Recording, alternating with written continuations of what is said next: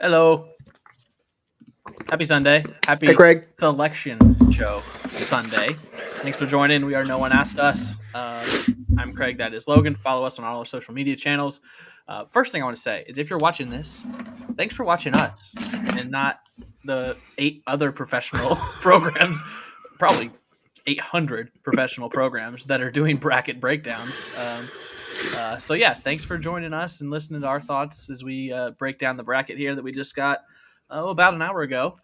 Follow us on our social media channels. They're all on the screen in front of you or in the description below wherever you are listening to the audio of this particular broadcast. He's Logan Lee. I'm Craig Choate. First off, I did not expect to cry to start this selection show, but I was very close to doing that. Yep. Rest in peace, Greg Gumbel. This is actually, I thought of this, I think I'm right. This is the second year in a row he hasn't done the show. Correct. He was sick. Yes. Well, they announced. Is that me or is that you? What's wrong? I have an ad playing. Sorry. Okay. That's not sorry. Me. Interrupted our Greg Gumbel talk. Last year, they announced that he had a family medical issue. Yeah. I believe. So we didn't exactly know that he was the family medical issue, but we knew that there was a family medical issue. So yes, this was the second year without him. Last year felt weird. This year felt even more weird. But I thought CBS handled the top of the show impeccably. I figured they would. I figured there would be some sort of tribute to start the show. And I think they did a fantastic job with it. So I agree. Yeah. Kudos to the team at CBS for putting that together. Yeah. Don't need to beat around the bush. I think we can just hop right in and break it down. Obviously, we're going to start with the Illinois draw.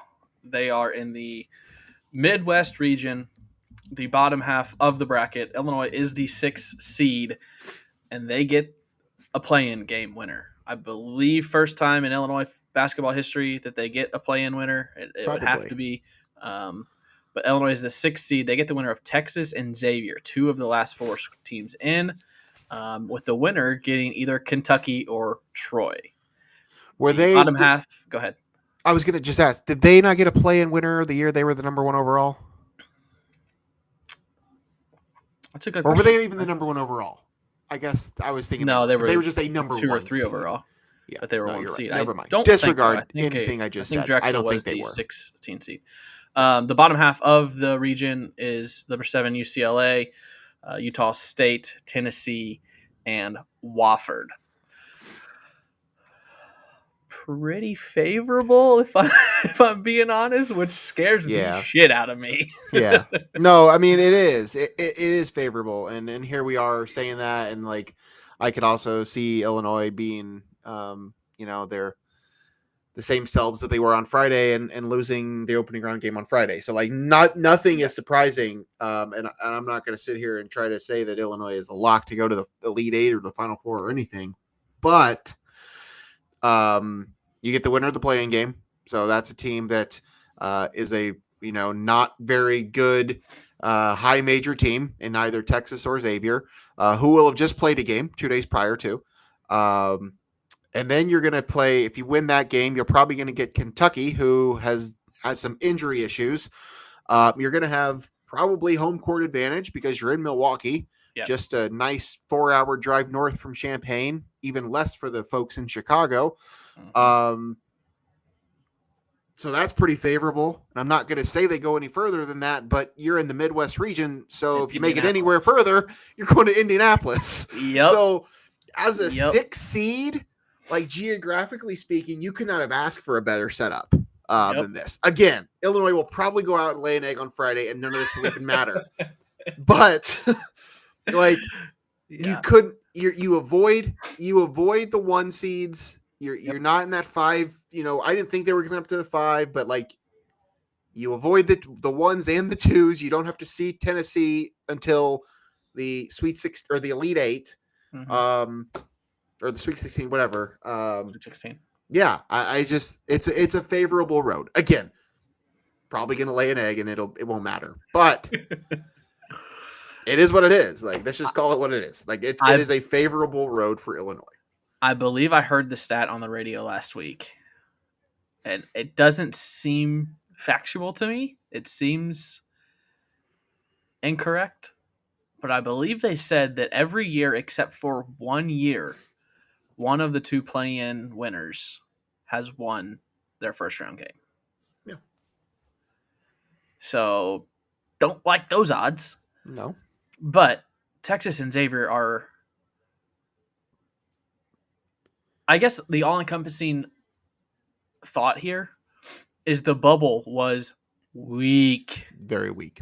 And these were the two of the last 4 teams in. Yeah. These teams are very average. Texas is 44 in KenPom. Xavier is 43. Texas is 19 and 15, albeit in a very tough SEC. Xavier's 21 and 11. They played very well down the stretch in the Big East, but the Big East I don't think was as good as previous years. And the teams that have caused Illinois issues are the teams that can take them out of their offense. You know, Maryland is 6 in KenPom on defense. Michigan State is 5 in KenPom on defense. Who else has Illinois lost to? Tennessee, Alabama, Maryland. 2, Tennessee, number 3. But Texas is 57th in defense. Xavier's 44th in defense. Offensively, Texas is 37th. Xavier's 52nd. Like, for comparison, Illinois is 15 in offense and 41 in defense. Like, Illinois is the better team of both of those, on top of both of those teams. The way what it comes down to is it a benefit to play a game, a tournament game, albeit a play-in tournament game, it's a tournament game technically. People have their thoughts on it. Is it a benefit to do that and get your feet wet, or is it a detriment because you have played another game 2 days prior to this game? I don't think it's necessarily either one. I think it is a tournament game for what it's worth. It is, yes. But I mean, as you said, like, some teams are able to win that game. I don't necessarily know that I see 11 going all the way to, like, the Elite 8 or Final 4, especially this year. I think that's a really weak group of 11s. But no, I mean, I think it's a good opportunity for Illinois. We'll just say there.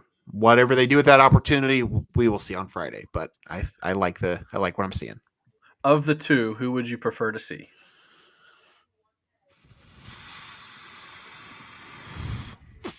It's a great question. Let me look at a couple things here. So Texas is 19 and 15. They're 7 and 10 in Quad 1 because they're SEC. So pretty much all their conference games were Quad 1 games. 3 and 5 in Quad 2. So no bad losses, but 5 Quad 2 losses. Excuse me. Xavier was 1 and 9 in Quad 1 games, 8 and 2 in Quad 2.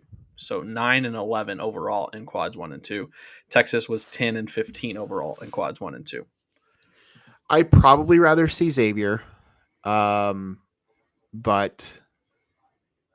well, no, I take that back. I think I'd rather see Texas, honestly. Really? Yeah.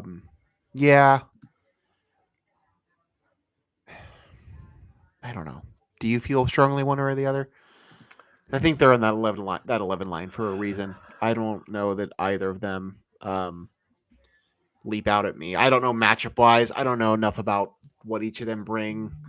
In terms of roster makeup. I haven't watched enough of either of them play. But on paper, yeah, it's fairly a toss-up. There's a phrase that goes around about this time of year. We sleep in May. Oh, yeah.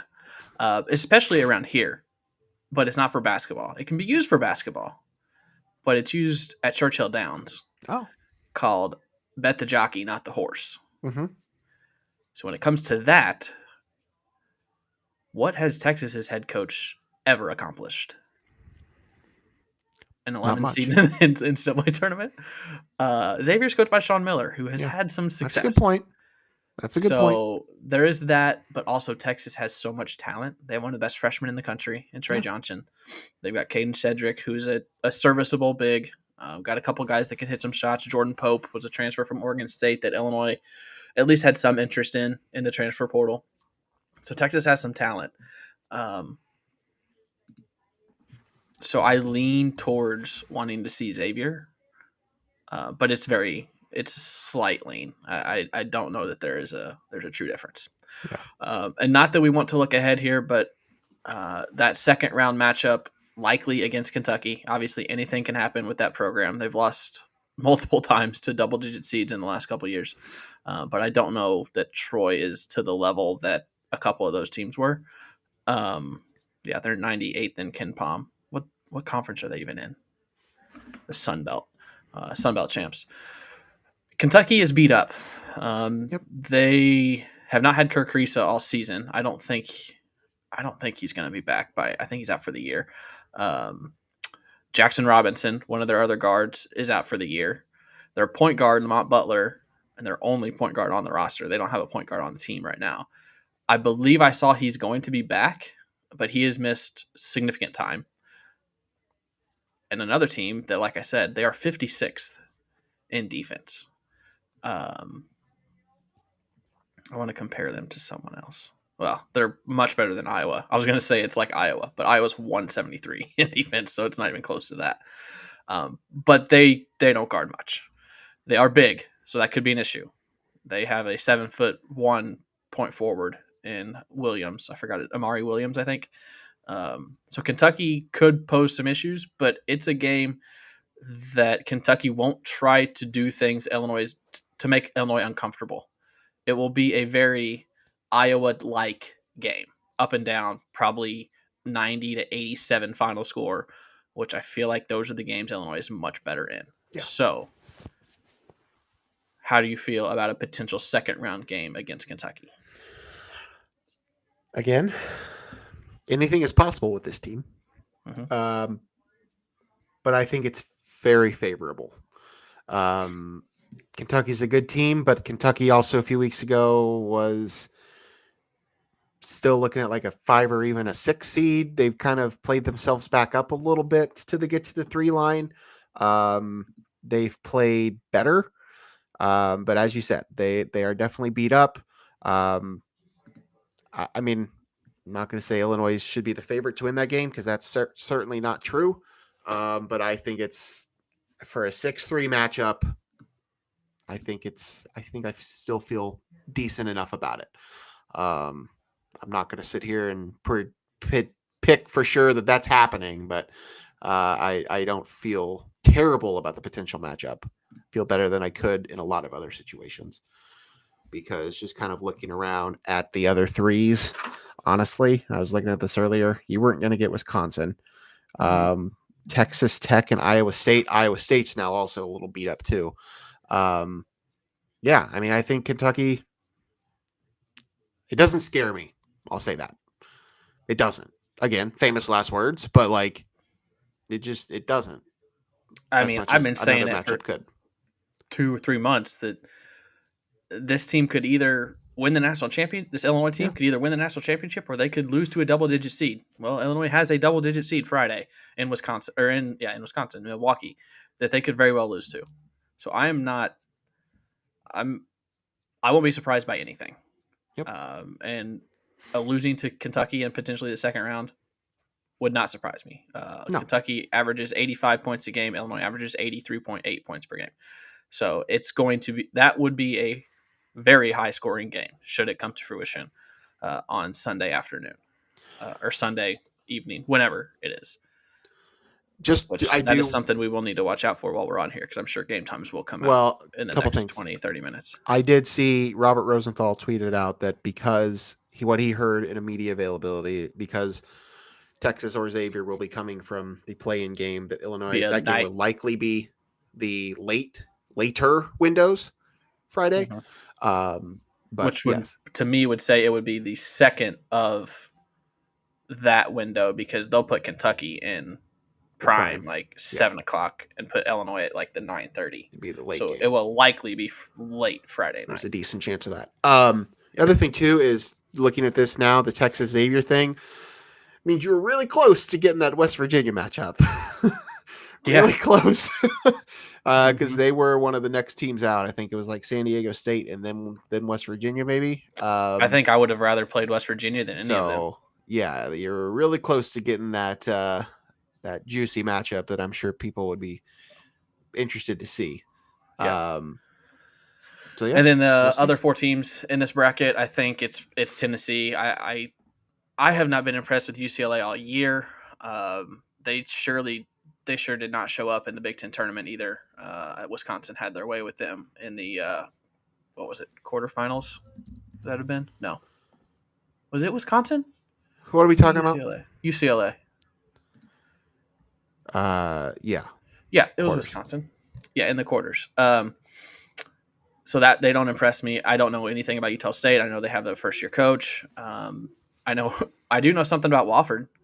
They have a former Saluki that shoots his free throws underhanded, I forgot about granny style. So that'll be fun to watch if you're wanting something to watch in the that window in Lexington. But yeah, I think Tennessee will come out of that. So I think it'll be Tennessee, Illinois, or Kentucky out of that top.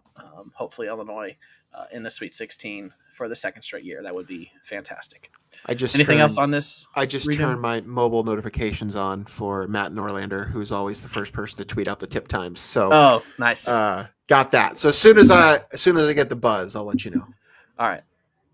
Here's the top half. I mean I agree with you. Obviously that's Tennessee's region. But I think if Illinois gets there, that's a matchup I'd be interested to see. A rematch of a game earlier this season. That if Illinois is playing well, I certainly could see something happening there. But there's still 2 games to get to win before you even get to that point. So yeah. Here's the top half of that. I think the headliner of this is SIU Edwardsville made it back to the tournament before SIU Carbondale. Go Dogs. Brutal. No, I think it's fairly favorable for Houston. It is. I'm gonna take that back. Stop. You don't get Purdue. You don't think Gonzaga could give them a game? Because Gonzaga can't give themselves a game. Am I looking too much into 21 Loyola? They were an 8-9 seed, but they were top 10 in KenPom. Gonzaga's number 9 in KenPom right now. Okay. Am I looking too much into that? I mean, that I hadn't really thought about that. I mean, they are drastically underseeded as far as their metrics go.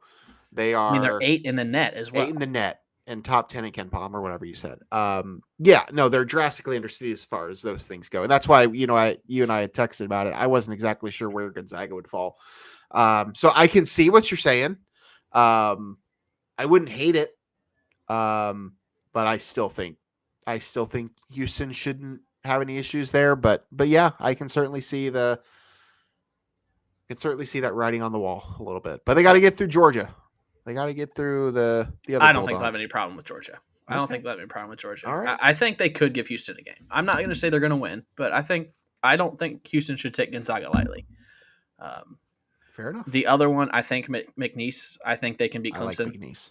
They were a very popular pick last year. Actually, I'm going to pull up last year's bracket. They were a popular pick last year. I think they were also a 12 seed last year. But I don't think they won their game. Let me see. Where were they? McNeese. Really, the last quad. Yeah, they were a 5 seed against Gonzaga, and they got beat by 21. So could be something similar. I have not been impressed with Clemson. I have not been impressed with anyone in the ACC outside of Duke, and that showed in the selection show today with some of the seedings.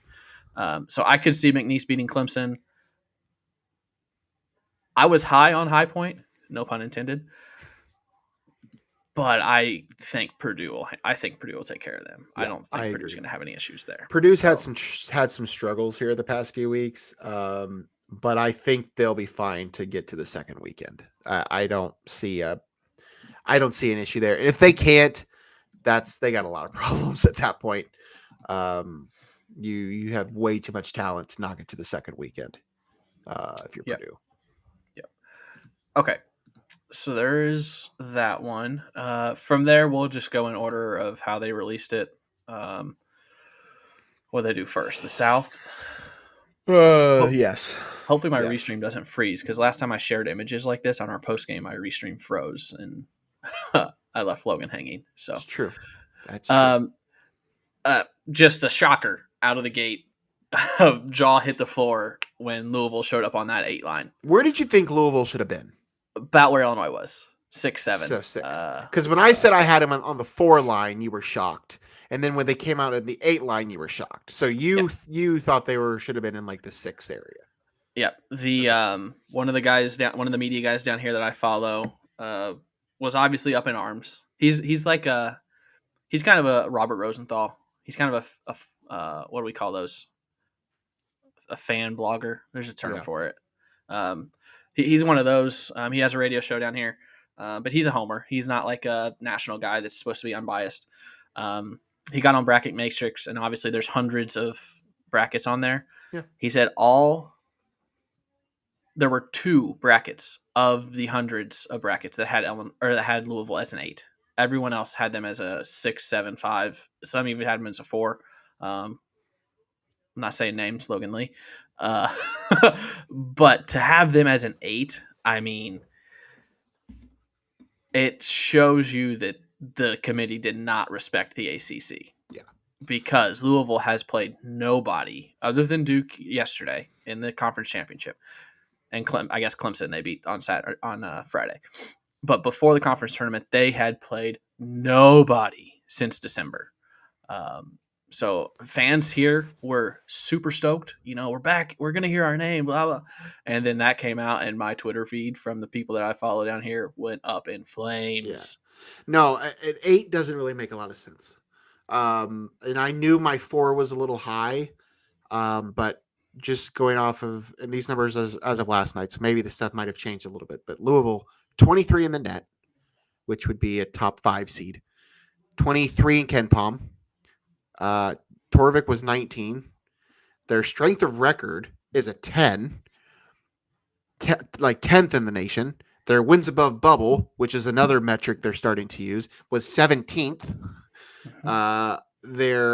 I have a number here that I've put together that's basically all their quad wins and losses. It's a number. Top 10 in the country as far as that goes. So I can see why 4 might be a little high, but 8 doesn't make a ton of sense. But as you said, that's just the disrespect to the ACC this year because it wasn't very good, but yet North Carolina got in with just 1 quad 1 win. So that makes sense.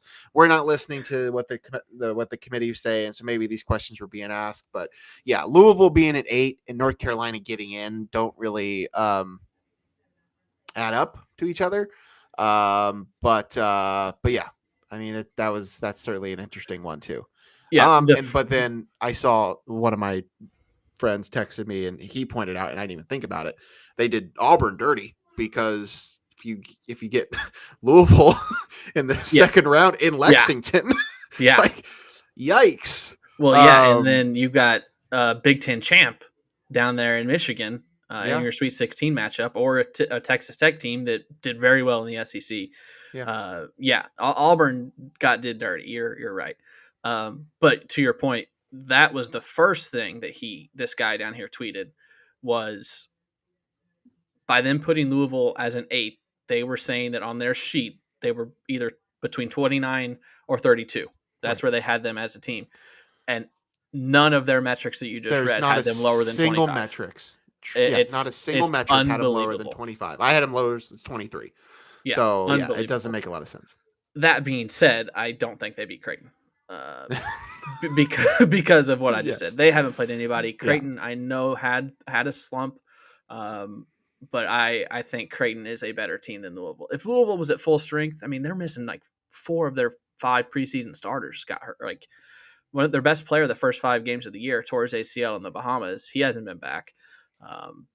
2 of their preseason starters didn't play a single game. And then they should have their point guard or one of their guards back, Rain Smith, who hit like 95 threes this year. So that should help. But on paper right now, I think Creighton beats Louisville, and then Auburn beats Creighton. The other ones here, Michigan, I think they did dirty as well. UC San Diego is a hard draw for them.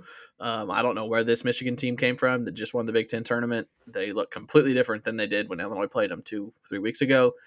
But UC San Diego could be a popular upset pick. And Yale, Texas A&M. Yale always plays good in the tournament. I feel like they're always there, and they always give their first round team a game. And I don't know what Texas Tech has shown. I know they got Wayne Taylor and the Minnesota transfer Farrell, I think is his last name. So they got some guys. I think this is a tough quad here. This is a tough top half of this South region. It is, but I still don't really see an avenue where Auburn doesn't get out of it. No, I agree. Yeah, I get what you're saying. But I think Michigan was pretty properly seated. Honestly, I mean, I know I'm not an expert at this. I had them on the 5 line. That's not really a surprise to me.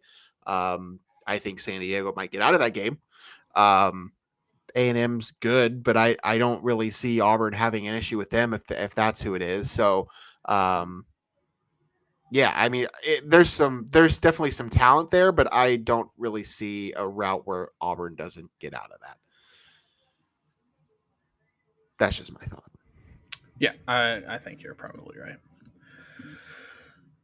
The other half of the South region, it's got Ole Miss playing the other play-in game. San Diego State and the North Carolina Tar Heels get in with a whopping 1 quad 1 win, and I believe that quad 1 win is not a good quad 1 win. I think it's one that's kind of fluctuated between quad 1 and quad 2, if I remember correctly. Yes, it's not. No, it's UCLA. They didn't beat anybody. They beat UCLA in December by 2 in Madison Square Garden. Yeah, it's an interesting route to go for Carolina. The metrics are typically in their favor, and they did win 25 games or whatever it is, which is a lot more than some of these teams. But as you said, yes, they only beat one quad 1 win, which isn't great. And they also have a quad 3 lost to, I believe, Stanford. This is not a good North Carolina team, but in a really weak bubble year, I'm not totally surprised that they got in. I think it's just kind of how the chips fell there. Because again, they did have what did their record end up being? They were 22 wins in quad 2. Yeah, 22 wins. I mean, if you're one that likes to lump quad 1 and 2 together, I know that seems to be a metric. They were 9-12. I mean, that's respectable. It just happens to be that they only have 1 quad 1 and they went undefeated in quad 2. So they were a weird case. Yeah. Should we start calling for some collusion? Because the selection committee chair is UNC's athletic director. Correct. I mean, come on. Now, I don't know if there were any. I feel like I've heard this before, that if someone is associated with a school and that school is being discussed in the committee, that they remove themselves from the room. I feel like I've heard that before. Yeah, I believe that's true. I could be wrong. Yeah. So, but when he's the chair, like he is the head of the committee, can he realistically leave? Probably. Just seems a little fishy to me. That's all I'm going to say. Oops, didn't mean to do that. The other ones, Iowa State, you mentioned coming in banged up. I didn't think they were that good. Last year they were a 2 seed. They never impressed me. They play a pretty boring style of basketball. Albeit I don't think they'll have any trouble with Lipscomb. Ole Miss could give them a game, I would think. But we'll see. Marquette, New Mexico, Marquette has kind of floundered this year a little bit. Yeah, I don't think they played up to their potential. Correct. I know they still have Cam Jones, who's an excellent guard. I think they still have one of their bigs back from last year. So they could go on a run. I like them. And then Michigan State, I don't know who the 15 is. It didn't show up here on the screenshot. Bryant. Okay, yeah, that's no issues. I think Michigan State has a fairly easy draw here. Fairly easy path to the Elite Eight. Yeah, I agree. I don't really see anybody there that really scares me if I'm Michigan State. Yeah, I maybe you can make a case for somebody fun like New Mexico is the scariest team. I think Ole Miss might be. It's probably Ole Miss. Honestly, I think that is Yeah. probably the answer. But They have some firepower. yeah, no, I think that I think that's I think Michigan State should be able to get out of that region without too much of a problem. Now, will they be able to beat Auburn? That's its own answer. That's a different question. But to get out of this, yeah, I think Michigan State can do it. Oh, hey. It's Got not an answer? It's not a There we comment from go. Tim Lee, but your mom says hi. Great. Thanks, Dad. He Thanks, does Dad. remove himself from the room when there are any discussions about UNC. Their AD leaves the room and has nothing to do with their seed, opponent, etc. Well, that's good to know. That's good to know. I Still collusion, right? yeah, I still can't. I can't believe they got in. I'm not surprised they got in. I've had them in for weeks. Again, I'm not a professional. I've had them in for weeks, despite that crazy quad one record. Okay, so that was the South, right? And then they went east. Then we went to the east. The Dukies, Duke of course, is the the number one Dukies, seed. number one seed. They get to get on the bus for 5 seconds and drive to Raleigh for their first round games. But they deserve it. They're a number one seed. They get a play-in winner between American and Mount St. Mary's. Speaking of, how did Edwardsville sneak out of the play-ins for 16? The OVC winner's always in the play-ins for 16. I can tell you because St. Francis got in, so they snuck away from that. St. Francis, Alabama State, Mount St. Mary's, and American were all worse in every metric possible than Edwardsville. Wow, lucky Edwardsville. But when we talked about this a couple weeks ago. When you're that bad of a seed, do you want to play in the play-in game because you can hang your banner on you won a tournament game? Get your win. Yeah. I feel like if you're a 16 seed, you kind of want that play-in. Get your win. Yeah. All right, we got breaking news here from Fedigator. TJ Osselberg just said that Keyshawn Gilbert is out for the entire tournament. He's their second leading scorer for Iowa State. So that leads me to believe that Ole Miss might have something to play for. I thought you knew that when we were talking about them because I did not know that. I mentioned that they had some injury issues. Yes, because I saw that was coming across as the selection show was going on. Wow. Yeah, that's a big blow for them. The 8-9 for Duke would be Mississippi State or Baylor. Not scared of either of them. No. The bottom half, Oregon is the 5, Liberty the 12. Liberty can put up some points. What are they in offense? They are they're 80th in offense. The selection shows made it seem like they were top 5 team in offense. And then Arizona versus the Fighting John Grosses. Big John Gross fan this week. Akron gets Arizona. Did you see, and I don't want to talk about it too much, did you see the 24/7 guys tweeting at Kylan last week? No. The Arizona 24/7 guys. Kylan yes. Kylan started I don't know about, I shouldn't say that. I don't know. Never mind. You tell your story. Kylan tweeted a screenshot after the Purdue win of something, and he added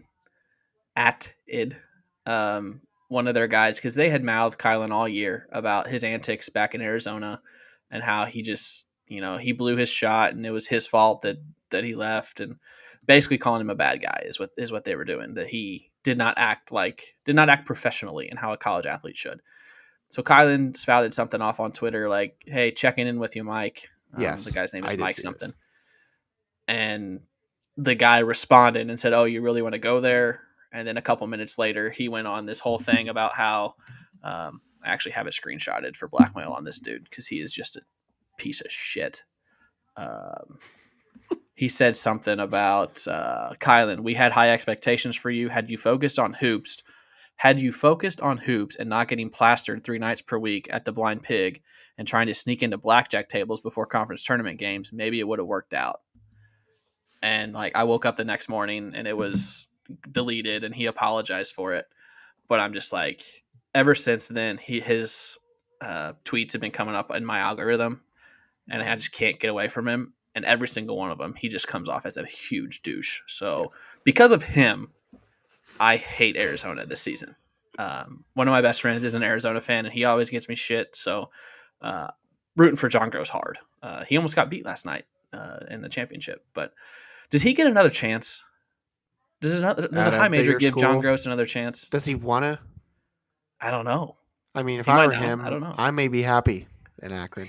Yeah. Like, what would be a logical place that John Gross would want to go? I mean, Minnesota? Is Minnesota calling John Gross? No, they already got their guy. They're taking Is Colorado State's head coach. is there a Big East school? Is if McDermott leaves, is Creighton calling John? Like, who's calling John Yeah. Gross? Yeah, I mean that's a good point. But Vanderbilt? he's gone to back-to-back tournaments now. Like, Yeah, I mean, he's proven he can win. I mean, maybe, but I don't know who's I don't know who's making that call. Yeah, Indiana, they got an opening right now. Call them up. Love it.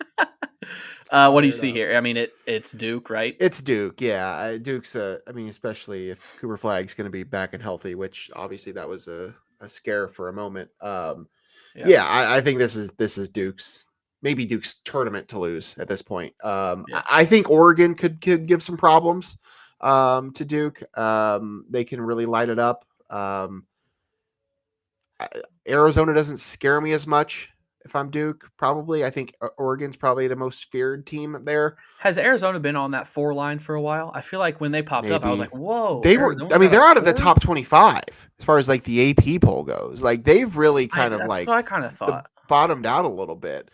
I don't know where they have been. I haven't been, I don't know where they've been like this whole time. Like they're 12 in the net. They are 14 in Ken Palm, top 20 in both strength of record. But they, since February 11th, they have gone 1, 2, 3, 5, and 1, 2, 3, 4, 5, 5 and 6. So February 11th. Their wins are against Baylor, Utah, Arizona State, Kansas, and Texas Tech. Lost to Kansas State, Houston, BYU, Iowa State, Kansas, and Houston again. Now, granted, those are all tournament teams except Kansas State. But still, like that's not a great run to finish off your season. Yeah. So I'd be a little more fearful of Oregon if I'm Duke. But I still think that's Duke's region to lose. There was something else I was going to say. Oh, no, I can't remember. Another question from Pops.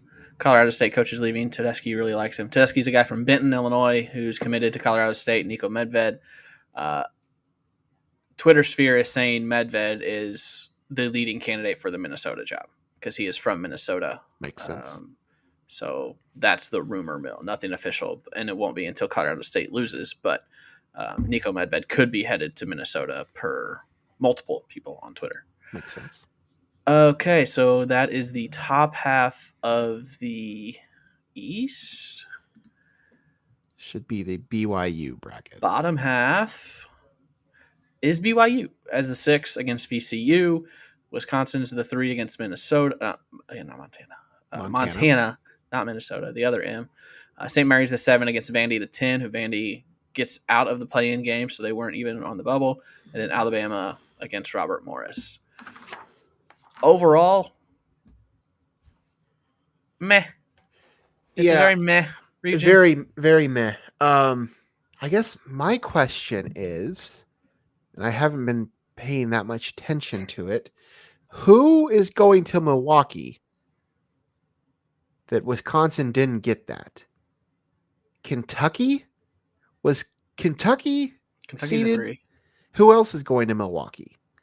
Like, how is Wisconsin not going to Milwaukee? Hold on. I'll tell you.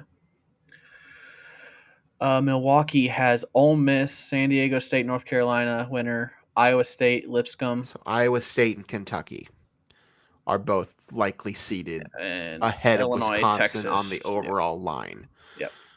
Because Wisconsin having to go to Denver to then play Montana and then potentially BYU sucks from a geographic standpoint. Yes, Bootzell, I knew Illinois was in Milwaukee. I'm trying to think about the higher seeds. 3 seeds. Kentucky and Iowa State is what I was looking for. Yeah, that's the thing that surprises me the most there. That's not a great draw for them as far as like travel goes. And opposing fan bases and all that stuff. I do Yeah. think they're obviously the better team up there. But BYU's not something to slouch at. That's BYU's scary. They're the BYU's 11th scary. 11th highest offense. Yeah. Wisconsin surprisingly is an offensive team this year. They're 13th in offense. So that Wisconsin BYU game could be very, very entertaining. Yeah. I'm excited for that. Down at the bottom, that's Alabama all day. All the way. All the I way. think all the way to the Elite Eight. I don't Yeah. think BYU No, or I Wisconsin can hang I with don't Alabama see either. anybody stopping Alabama. And No, that not Alabama there. Duke game would be. I about said something very dirty that I'm not going to say. Electric. Yeah, that'll work. That'll work. Yeah, Sexy? that could be. It was a word for that, I think. Okay. Yes. Great. Now that I know my dad's watching the show, I gotta watch what I say. And then the final was the West, which Houston got the top seed. No, Florida. Sorry, Florida got the top seed. We've already done the in Midwest. the West. Yeah. Yes. Florida is playing as good as anybody in the country right now. The Elite Eight potential matchup here with Maryland has me very, very, very excited. But before that, UConn, Oklahoma. That's a UConn, man. Back-to-back titles, falling down to an 8 seed. This 8 line, historically, if you just look at the schools on the 8 line, I mean, you got Gonzaga, you got UConn, Louisville, and who am I missing? Mississippi State, whatever. But 3 of the 4 schools on the 8 line are historically like powerhouses. Yeah. That just fell on bad years. In Louisville's case, obviously, this is one of their better years in recent memory, but definitely not the same UConn team. Who was it? Seth Davis that picked Oklahoma to beat them. I texted you about Oklahoma.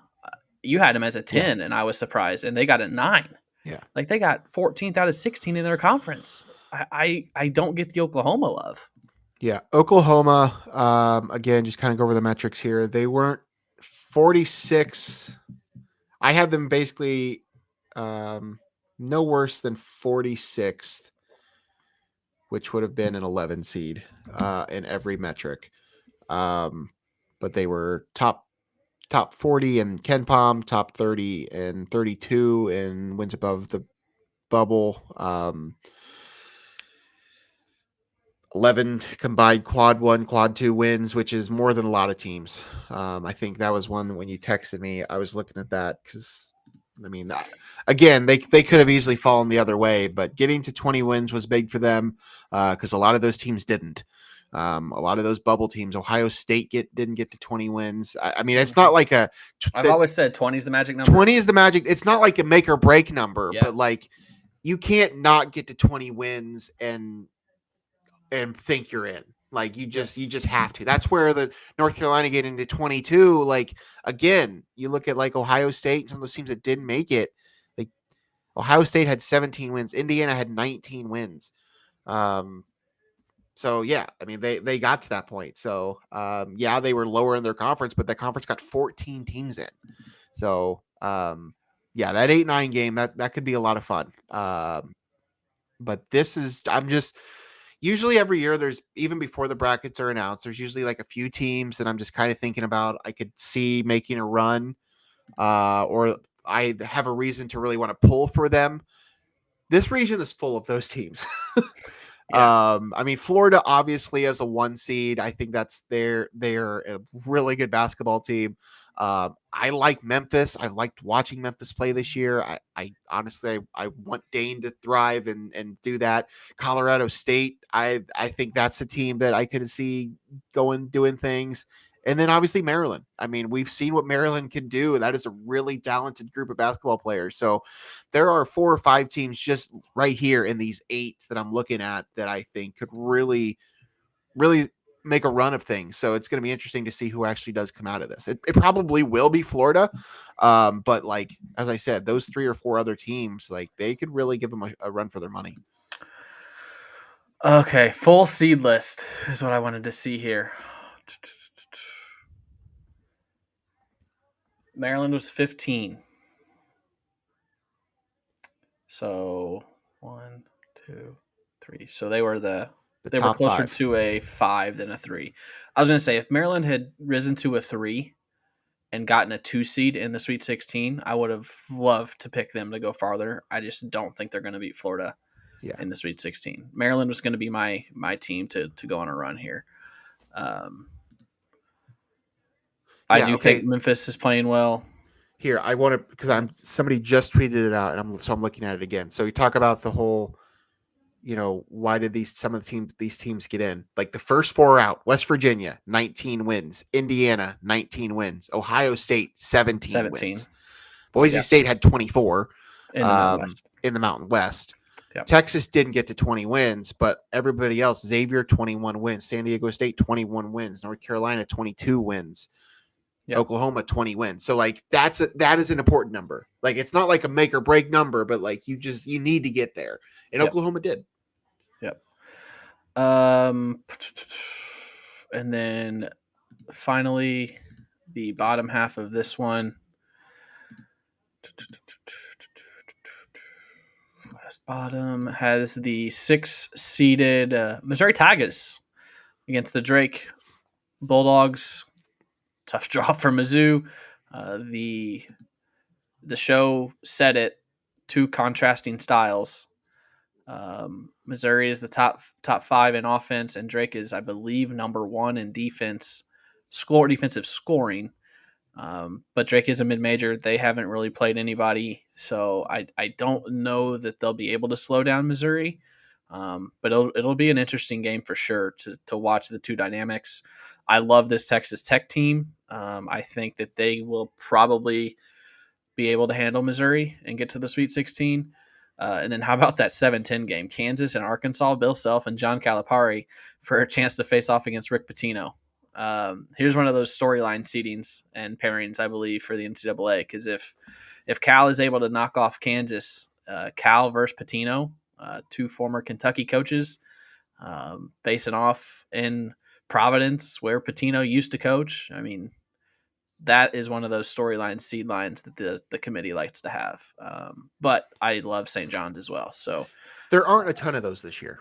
No, there's really not. There's not a ton of big storylines like that. Yeah, that's really that marquee quadrant there with those 3 teams, especially Arkansas, Cal, and Pitino. But yeah, no, I like some of the teams here. I like Drake. I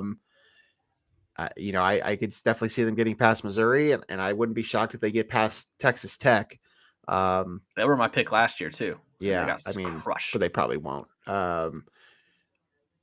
Kansas and Arkansas are both dumpster fires this year. Plenty of talent there, but neither of them have really achieved anything that anybody expected. And St. John's drastically overachieved for the first time ever. So a lot of interesting teams matchups here. I like St. John's as the 2. I know that's very chalky. I don't really see a team in there that I feel like is really going to give them a ton of trouble. I mean, maybe Texas Tech, but again, I wouldn't be shocked if somebody like Drake made it all the way there to the Sweet 16. So, yeah, I think that's probably St. John's. But goodness, that if Arkansas, that could be a lot of fun. That second round game. Arkansas has their point guard back. Yeah, Boogie Fland is back. Yeah. But Arkansas has to get past Kansas and Hunter Dickinson and that dumpster fire of a team. So that's an interesting matchup on Thursday. Where's Kansas? So Kansas is 21 on Ken Palm. Arkansas is 40th on Ken Palm. Yeah, that's a good matchup there. So that's all the regions. The last thing that we will go over here, I didn't miss any, did I? No, you covered it all. Yeah. Last thing is last 4 in, first 4 out. Last 4 in, Texas. We know this because of the play-ins. Texas and Xavier, San Diego State, and North Carolina. So North Carolina was the last team in. And right before we hopped on here, I was listening to the interviews with the committee guys, and they said that had UAB beaten Memphis, it would have knocked North Carolina out. So they truly were the last team in the field. Obviously, Memphis wins, so North Carolina gets in. First team out was West Virginia, and then Indiana, Ohio State, and Boise State. I looked right after the Big Ten tournament championship ended on FanDuel, and they had odds for 4 teams. They had Texas, North Carolina, uh, Xavier, and Indiana as the teams you could bet on. Indiana's odds to make the tournament 15 minutes before the show were minus 2,800. That is one of the biggest favorites I have ever seen on a game, on a future, on anything. They're left out. Texas was, I believe, plus 500 to get in. North Carolina was like plus 380 to get in. Wow. So Vegas missed the mark on these. Are you surprised at any of these? I assume you are. No, you said you weren't because of the not. I mean, not entirely surprised. No, I mean, people were talking about Boise State being in. I mean, yeah, they had 24 wins in the Mountain West, and they were amongst these teams here one of the best as far as like the net goes. I just wasn't shocked about Indiana. Ohio State, like I never understood that. They've been a bubble team for weeks, but they barely finished above 500.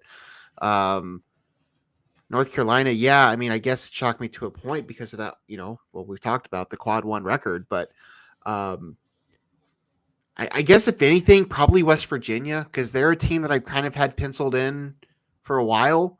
And they didn't get over the hump. So I guess if anybody, it was probably them that surprised me the most. But again, these bubble teams, as I said last week, nobody really wanted to win games down the stretch. So Indiana, not getting to that magic number of 20 wins, hurt them for sure. They didn't have the best non-conference schedule, but they were also 54 in the net. So I don't know. No, I'm not super surprised by any of this. North Carolina, obviously, people are talking about, but again, 36th in the net. That's not nothing. Quick question here. Okay. Wouldn't it be logical for the last 4 in to put Texas against North Carolina, like 1 versus 4, 2 versus 3? Or am I crazy?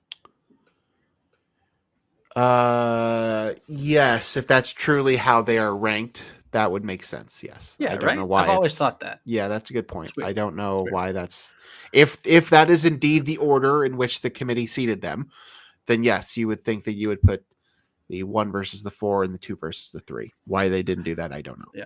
I would have loved for West Virginia to get in over any of those 4, and then them have the chance to play their way to play against Illinois. That's one of those storylines that I think the committee would have loved.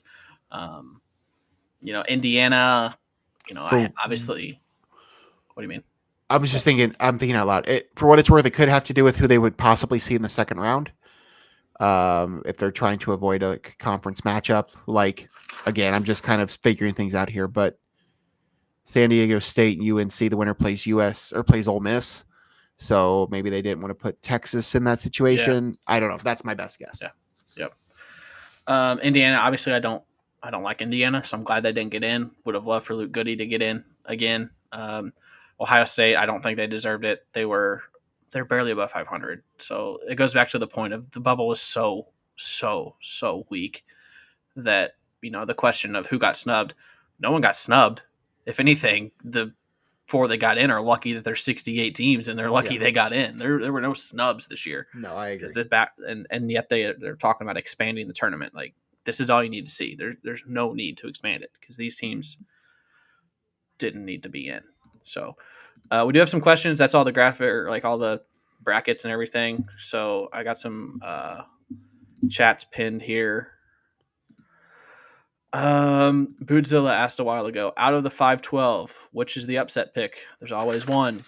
There is always one. Which one are you going with this year, Logan? Let me look at the 12-5s to see. That's Michigan, San Diego, yep. Oregon, Liberty, Clemson, McNeese, or Memphis, Colorado State. Honestly, I like about 3 or 4 of those. If I'm going to pick one right now, I like UC San Diego over Michigan. That's the one that sticks out to me the most. but we've already talked about McNeese. We've already talked about Colorado State. Liberty's the only one we didn't really mention as a good upset candidate there. So if I'm going to pick one, I'll pick UC San Diego over Michigan. But Michigan's playing a little better now, and if their two front court players are playing like they can, then they shouldn't have any issues. But San Diego puts up a lot of points. So their point guard's playing good too now. Donaldson is running the show quite well.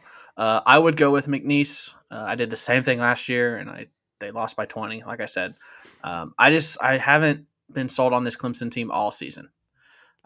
They're not as good as last year. I know they went to the Elite Eight last year. They just lost one of their role players, one of the Hunter guys. He's out, so it's coming in a little shorthanded. Will Wade is a very good coach, albeit quite a jerk. But he's a good coach, so I'll say they knock him off this year. And they might give Purdue a game in the second round. To piggyback off that, Ronnie asked, from your bracketology mind, how did Oregon get a 5? What did Oregon do to get a 5 this year? Let me look at Oregon on my list. Where is Oregon? Why can't I even find Oregon? How about I search for him? They are 29 in net, 8-4 in quad 1, 8-2 in quad 2, no quad 3 or 4 losses. Okay, so for what it's worth, I had them on the 7 line. Top 30. Yeah. 5 seems a little high, honestly, admittedly. Trying to look at some of the numbers here. They did get up to 24 wins, which is not nothing. 16 combined quad 1, quad 2 wins is more than every other team near them. So that might have done it. That's certainly something to consider, but they were amongst all those teams in like that 5 to 7 range. They were like last in net. They were last in Ken Palm. They were last in Torvik. They were towards the top in strength of record, and they were towards the top in wins above bubble. So, and then as far as their wins and stuff, I had them, as a top 15 team. So I don't know. I think 5 seems a little high, but they were always probably going to be in that 5 through 7 range. So it's not like totally shocking to me, but it does seem a little high. Michael, always a loyal viewer, asking which Big Ten team goes the farthest. I was going to ask which Big Ten team had the best chance to win a national championship. As we know, that hasn't happened. National champ contenders. So we've got Michigan as a 4. They would play Auburn in the Sweet 16, so I don't think it's them. We have Michigan State as a 2. They could play Auburn in the Elite Eight. So right now, I think it's Michigan State, probably. I think it is too. Wisconsin, I don't think it's getting out by Alabama in the Sweet 16. Purdue, probably not beating Houston in the Sweet 16. Illinois would play Kentucky and then Tennessee. The likelihood of them winning both of those games is probably pretty slim. And then they get Houston if they did. And then they would get Houston, so I don't think Illinois is going to the Final Four. Maryland would play Memphis or Colorado State, and then Florida, and then potentially St. John's. I don't think they're a Final Four team. I think the best Final Four chance for the Big Ten is Michigan State, even though they have to play Auburn. I'll say Maryland. I don't think it happens. I don't think they get past Florida, but I'll say Maryland. Just because if they do get past Florida, St. John's, I think Maryland can beat them. I don't think anybody does. Any of the Big Ten teams do. As I was reading through that just now, does Illinois have one of the more favorable paths of the Big Ten teams? Yes. Yeah, I have it filled out right here. Illinois to the Final Four. I have them in the Elite Eight. Because, like I just said, Michigan has a pretty easy path to the Elite Eight, but then you have the number 1 overall seed in Auburn. Yeah. Wisconsin, they have Alabama in the Sweet 16 and then potentially Duke in the Elite Eight. Over here, Maryland, Florida in the Sweet 16, St. John's or Texas Tech or Missouri in the Elite Eight. And then you go down to the Midwest. If Illinois can get past Kentucky and Tennessee, it just seems favorable. And we're probably going to eat those words. But Yeah. No, they're going to I lose on think Illinois Friday. I has think a good that's a inevitable. chance to win a couple games in any Big Ten school. Yeah. No, I don't disagree. I mean, Well, as we sit here wearing orange Illinois. I don't disagree. And I think that's probably because we have seen this Illinois team play really, really well. And if they can play really, really well for a couple of games in a row, like I wouldn't be shocked. We've seen them play Tennessee down to the wire. That was before anybody on this team was clicking outside of KJ. So no, is it probably going to happen? No, probably not. They're going to lose on Friday, but I don't. I wouldn't rule it out. Like that they could go the furthest of all the Big Ten teams. I don't think that's crazy to think. Yes, we are obviously Illinois fans, but in the end, it'll probably be Michigan State or maybe a couple of teams make it to the Sweet 16 or something. But I just the Big Ten's not strong enough. I don't think they have any one team that really screams Final Four. Yeah. A couple more things here, and then we'll make some predictions and get out. Bootzilla asks or says something I've said since they started it. I wish they changed the first four to all bubble teams and let the 16 seeds into the tournament, which I agree. I don't love that 16 seeds have to play their way in. The argument is if they win, they do get to put an NCAA tournament win on their resume. If that were the case, the first four would be North Carolina, San Diego State, Xavier, Texas, Utah State, Vandy, New Mexico, and Arkansas. Those are the last 8 teams into the field at large. Yeah. Based on the full seed list. The full seed list, Illinois is 22 from the committee. Just one spot above Missouri. So they're the second 6 seed behind BYU. Goes 6 seeds go BYU, Illinois, Missouri, Ole Miss. Fedigator, $1,000 bet. Do you take the SEC or the field? That is something we haven't said. The SEC did break the record. 14 teams in the field from one conference. 14 of the 16 in the SEC in the Big Ten tournament. South Carolina and who else? LSU. South Carolina, LSU, not in the field. What do you take? You take a champion SEC. From the SEC or the field? SEC. Honestly, the only reasonable national champion contender I can see that isn't an SEC team is Duke. Maybe you can make an argument for Houston, obviously as the other number 1 seed, but I think there's a pretty good chance that the national champion is going to be an SEC team. Auburn, Florida, Tennessee, Alabama. Yeah. Probably one of those 4 teams. I would agree with that. Yeah.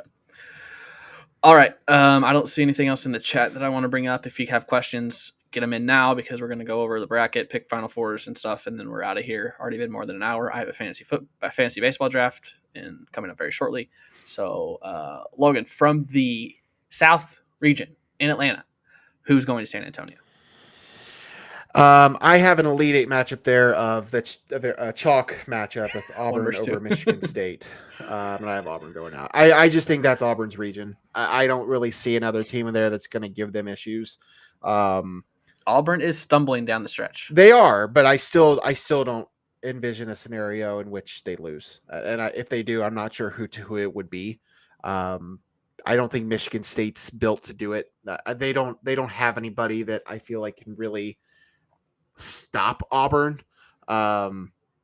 So I will go Auburn makes it to the Final Four. Okay.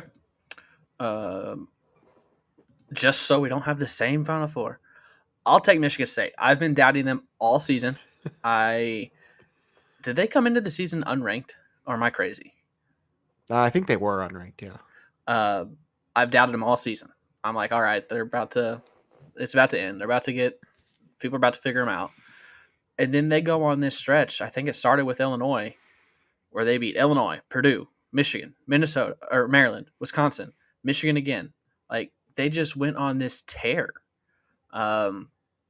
and just to prove me wrong all season. So I'll just for argument's sake, I'll say Michigan State goes to the Final Four from that region, and just so I don't have all number one seeds.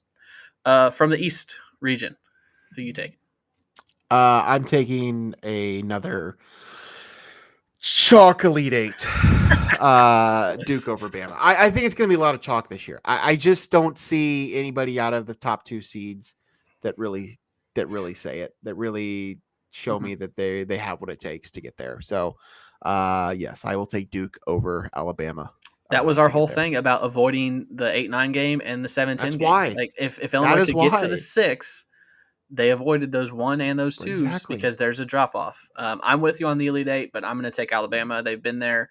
These Duke guys are all freshmen. That's a good point. I'm going to take Alabama, that's not just for argument's sake. I truly do believe that one. And then we'll go down bottom right. That is Illinois' region in the Midwest. Any chance Illinois gets it done? On this bracket that I just filled out right before we started, I do have Illinois in the Elite Eight. I think they can get past their first round game. I think they can get past Kentucky. And if they're playing the way that I know they're capable of playing, the way they've been playing, Friday aside, I think they can beat Tennessee. So I have them going there. I still have Houston winning that and going to the Final Four. But I do think Illinois is capable of it. So hopefully they surprise some people. Would love to see it. Would love to see another appearance in the Elite Eight. Will it happen? No. But I'll take Houston over Illinois. I do not have Illinois. Tennessee is going to the Elite Eight.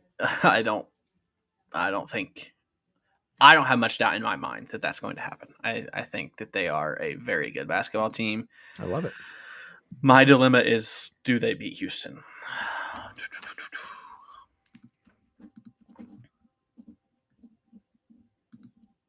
I was asking you. Do they? Oh, I thought. No, I'm kidding. No, I was thinking. Elaborate on that. I was thinking. Does Tennessee beat Houston? Is what you're asking? Houston I think if that's the matchup, yes. One game since November 30th. It was against Texas Tech by 1 at home. Playing really good. That is incredible. Playing good basketball.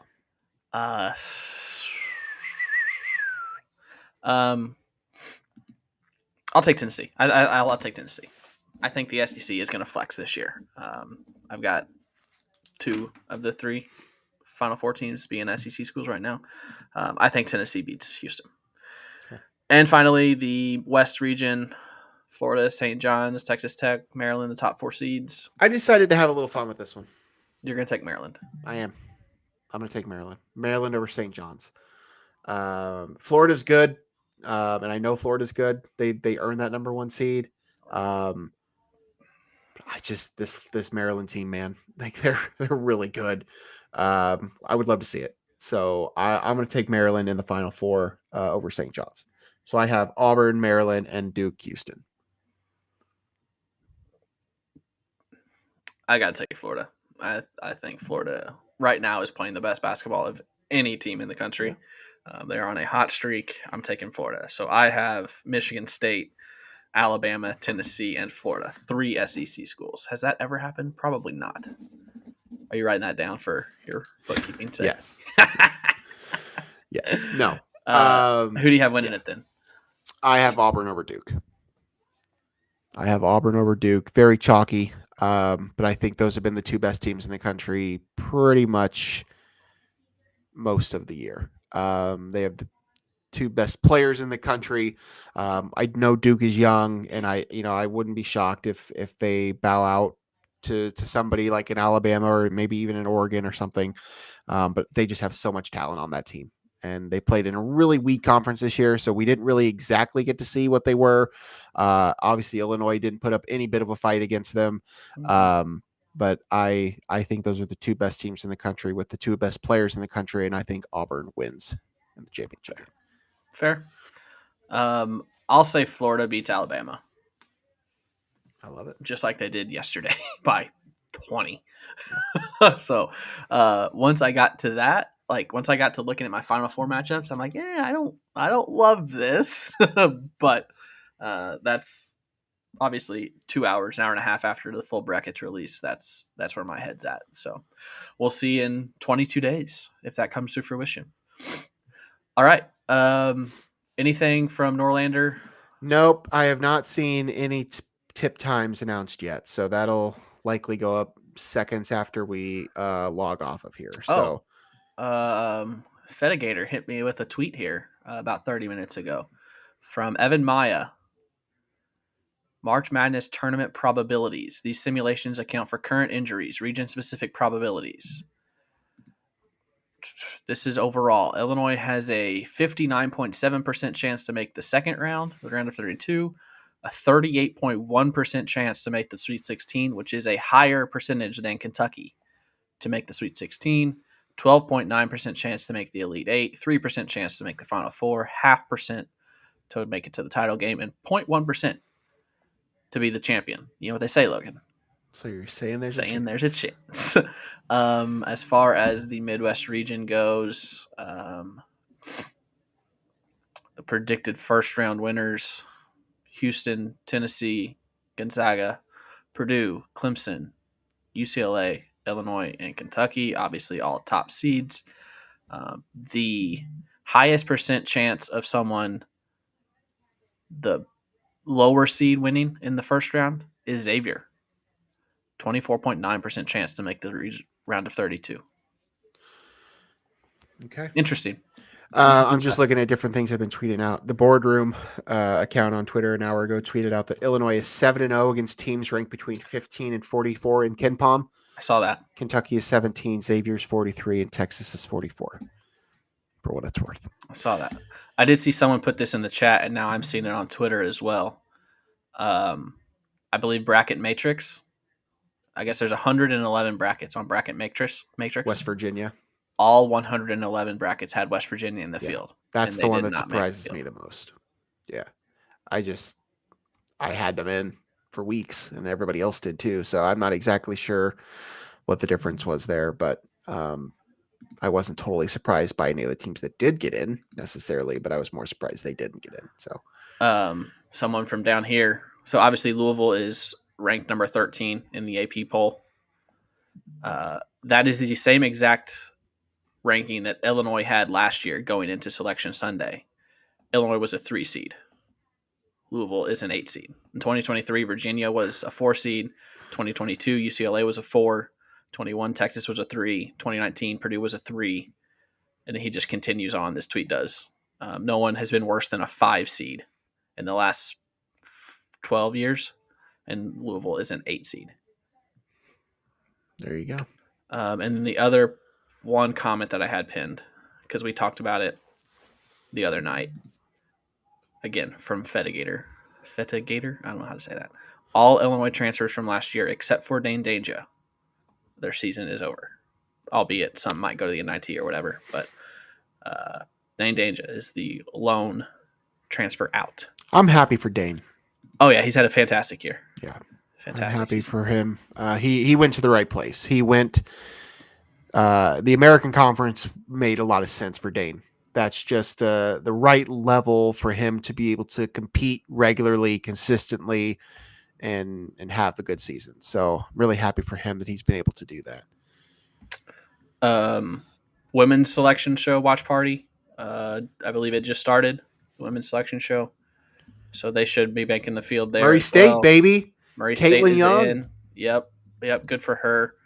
There was one other thing I wanted to mention that I just saw on Twitter.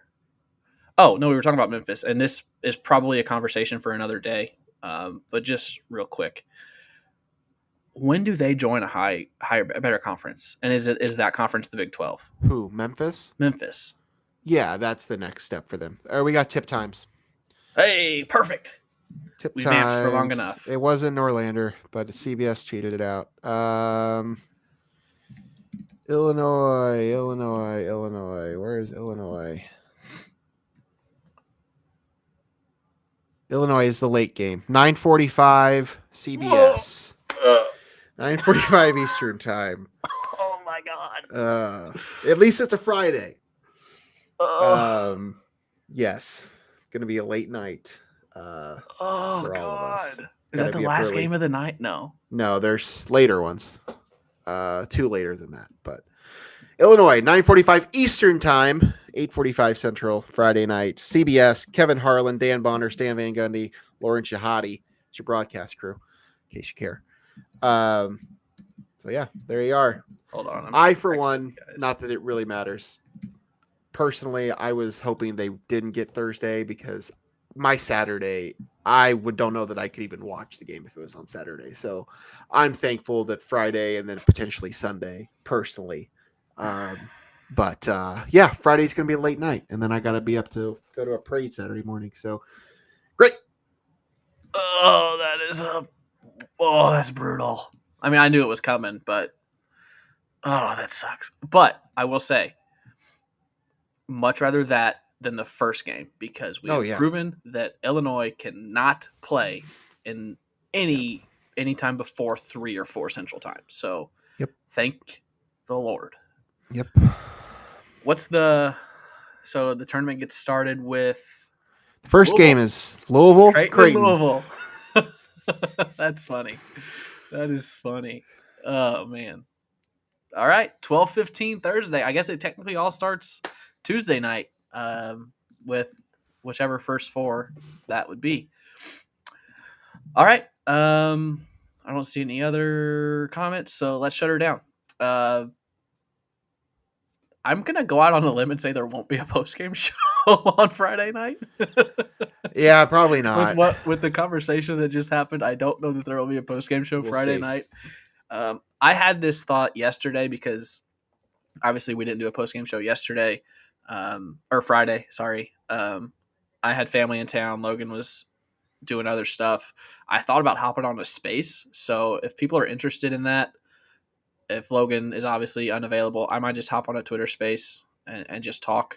But follow me on Twitter and you'll find out if I do that or not. So we'll see. I mean, I'll probably be fine, honestly, but we'll see when we get there. But yeah, since it's so late though, we still might do that because I might not want to get all this set up and run. So we might switch to Twitter space Friday night should things go our way. We shall see. For Logan, I'm Craig. We'll see you next time. Thanks for tuning in. Illinois, Friday night. It's going to be a late one for all of us against either Texas or Xavier.